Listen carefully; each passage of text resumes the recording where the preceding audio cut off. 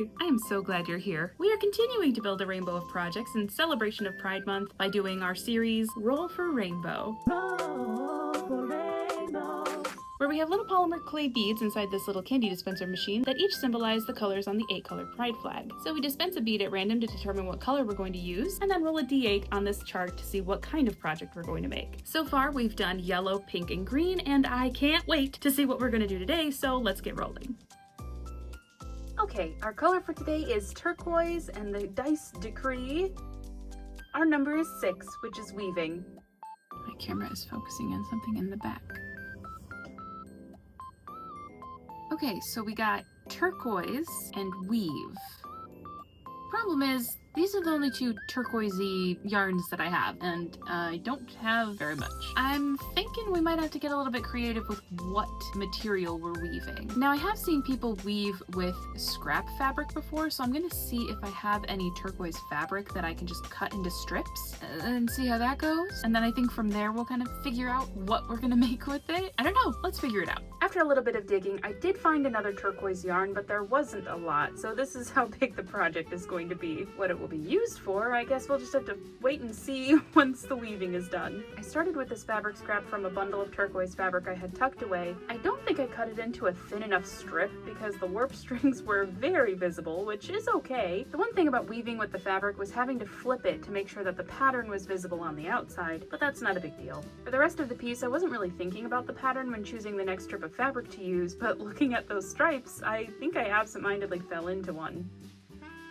The one thing I forgot about, though, was not pulling the fabric in too far, because the shape was pretty warped. When you pull in too tightly on the outer warp strings, the piece's waist essentially gets snatched, which is fine, but this was supposed to be an even rectangle. So that night I tried to salvage this piece by folding the ends down and sewing the edges together on the wider end, making this little pouch thing. I used the elastic from an old blue mask to hook around a button closure, and I think it's a good piece, but it's definitely not enough for this video. So we're gonna make something else. I scrounged around and dug up some more turquoise fabrics from the depths of my stash, and even took this t-shirt from our family garage sale. To turn that into strips, I laid the t-shirt out flat and just cut across, snipping one side since it's a loop and keeping the other side sewn together. I wasn't sure how the seam would behave when moving through the warp strings, but there was only one way to find out. After finding another small skein of turquoise yarn, I started placing the warp strings when I second-guessed the size of the project. The amount of fabric strips I had didn't feel like enough to make a full-sized piece, so I scaled it down and got to weaving.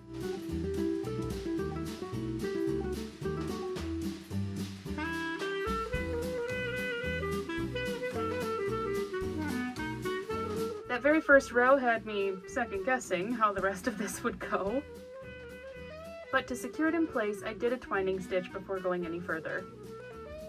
This time, when I reached the end of a fabric strip, I had a needle and thread on standby to stitch them together so that there weren't any ends to weave in.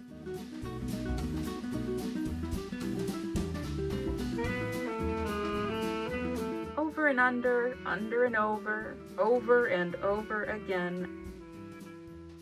Almost all of the fabric strips I cut out were woven into one large piece. And while it was super dusty, it went so smoothly. The seam on the t-shirt strips was surprisingly not a problem at all. And before I knew it, I was finishing the piece off with a twining stitch at the top too. All of the fabric was woven in, so I took the piece off of the loom, noticed just how many dusty fibers were scattered across my desk, and tied off the warp strings. To weave them in after tying them together, I used a crochet hook to weave them back down into the piece, and snipped off the tails. From there I stitched the sides together and folded the corners in to round out this little pouch. I grabbed the other elastic from the same mask as the other pouch to make a matching closure, and started making a wrist strap out of the remaining t-shirt material by braiding 5 loops together. It's kind of hard to describe, but I learned how to do this from watching Morgan Donner's tutorial, so if you'd like to learn too, check out her channel. Alright, I just attached the little brisket handle strap. This is the bit that goes around your hand. And I think that's all I'm gonna add on to it, so it's time for the reveal.